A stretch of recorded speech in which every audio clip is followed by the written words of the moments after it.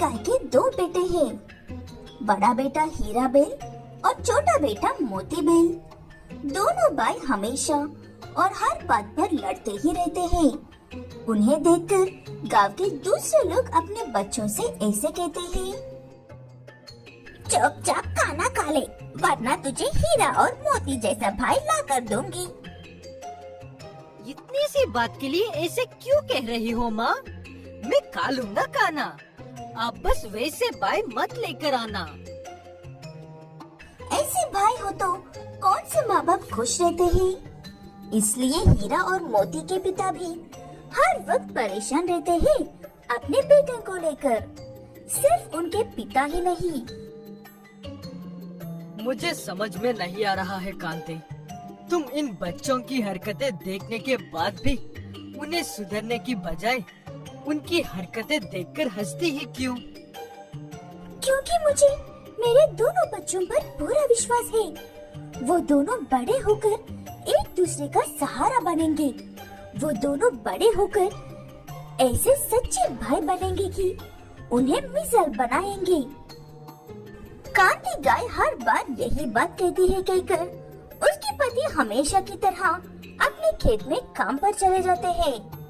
ऐसे समय गुजर जाता है और हीरा और मोती बेल बड़े हो जाते हैं। उनकी उम्र के साथ एक दूसरे से झगड़ना भी बढ़ जाता है। उम्र होने की वजह से कांति गाय मर जाती है। उस दिन भी दोनों भाई एक दूसरे से झगड़ने लगते हैं।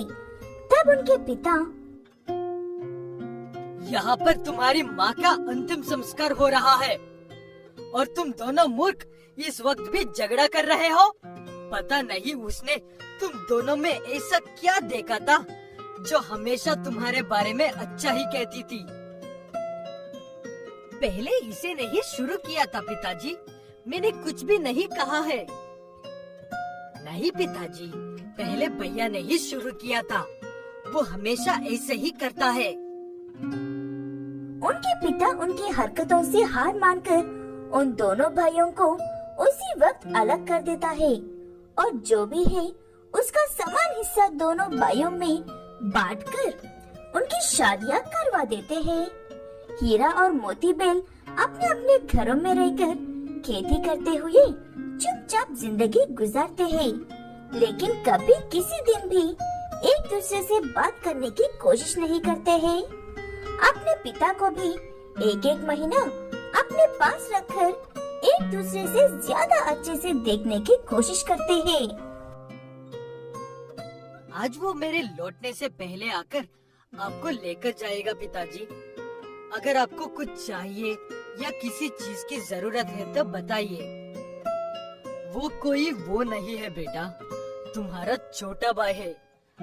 तुम में से कोई भी मुझे अपने घर ले जाने वाला दिन नहीं भूलते हो और बहुत ही अच्छे से मेरा ख्याल रखते हो, लेकिन मेरी एक बात क्यों नहीं मानते हो बेटा?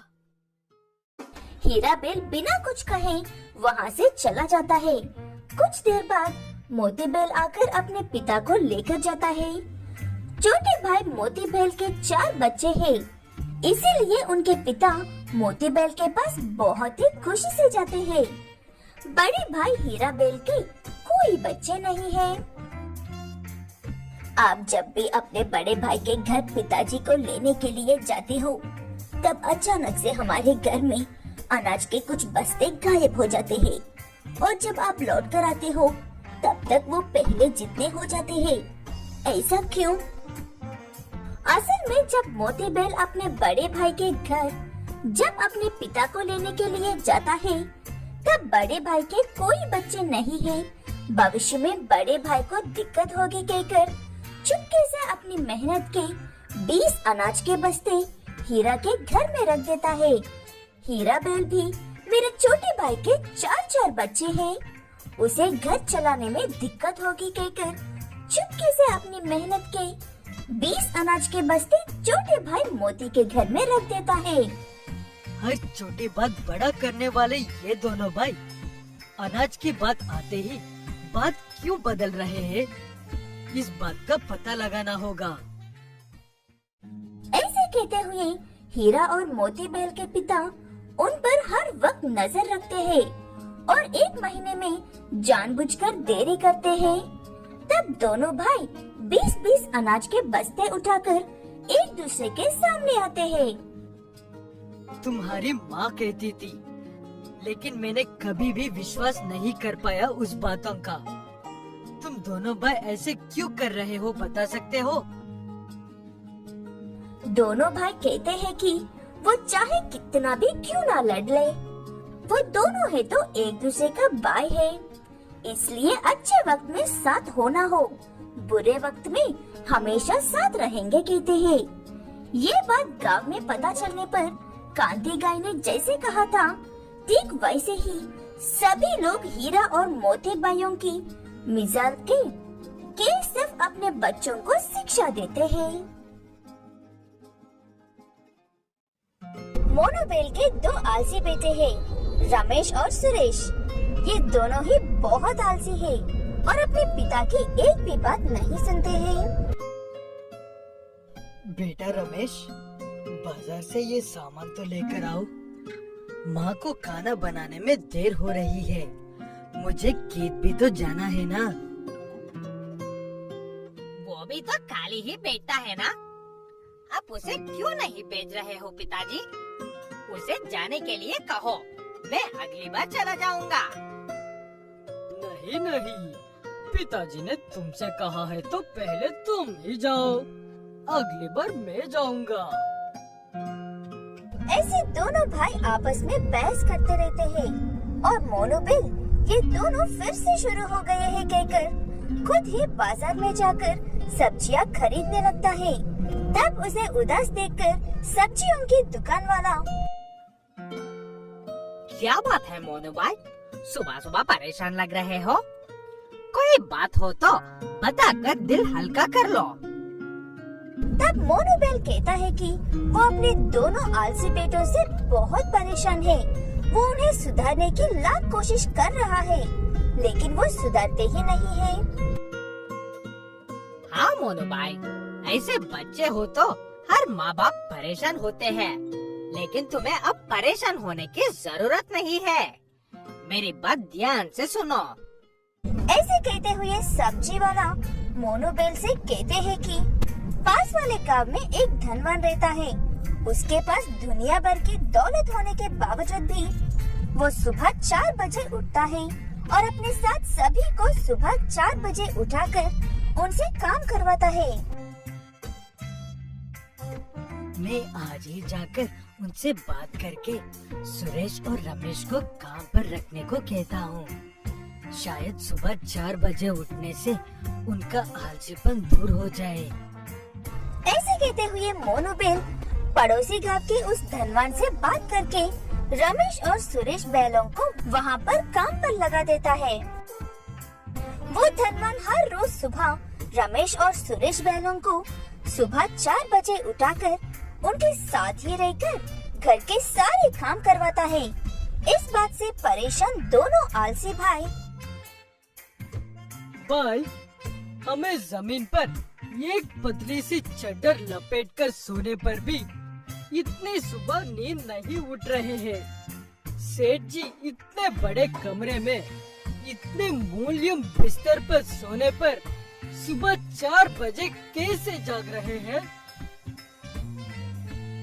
हाँ भाई, इस बात का पता तो लगा कर ही रहना होगा। आखिर इस धनवान की नींद की राज क्या है? ऐसे कहते हुए दोनों भाई कुछ दिन ध्यान देने पर उन्हें पता चलता है कि वो धनवान एक मुर्गे की भंग से जाग रहा है, जिनकी आवाज सारे गांव को जगाने के लिए काफी है।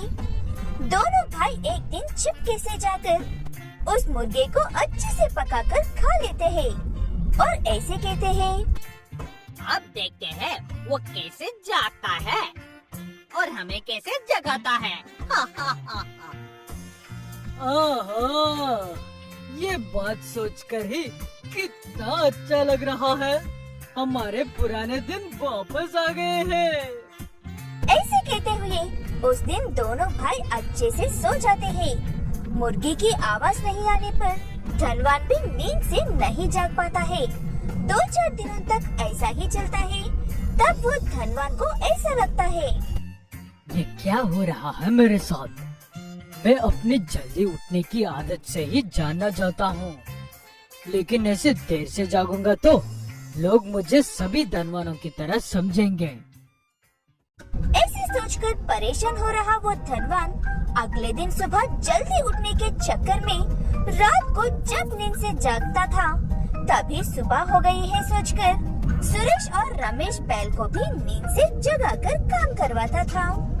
वो धनवान कभी आधी रात को जाग जाता था तो कभी सोने के कुछ देर बाद ही जाग जाता था।